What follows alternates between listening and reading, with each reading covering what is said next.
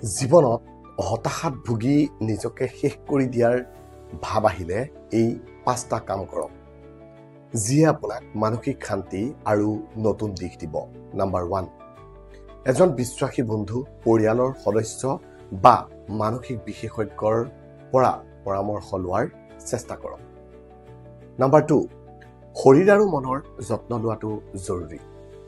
পুষ্টিকৰ খাদ্য খাওক, পৰ্যাপ্ত টোপনি লওক আৰু সামান্য ব্যায়াম বা ধ্যান কৰক।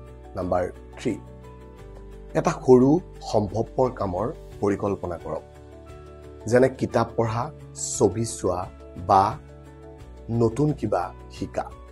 নাম্বাৰ 4, বাহিৰলৈ ওলাই যাওক, প্ৰকৃতিৰ সৈতে সময় কটাওক। গছ-গছনিৰ মাজত খোজকাঢ়িলে বা প্ৰকৃতিৰ শান্ত পৰিৱেশৰ মাজত থাকিলে মনটো শান্ত হয়। নাম্বাৰ 5, যদি মন বেছি হতাশ হয় তেতিয়াহ'লে এজন কাউন্সিলৰ বা থেৰাপিষ্টৰ সহায় লওক। পৰামৰ্শকেইটা মনত ৰাখিব আৰু ভাল লাগিলে এটা কমেণ্ট কৰিবলৈ নাপাহৰিব।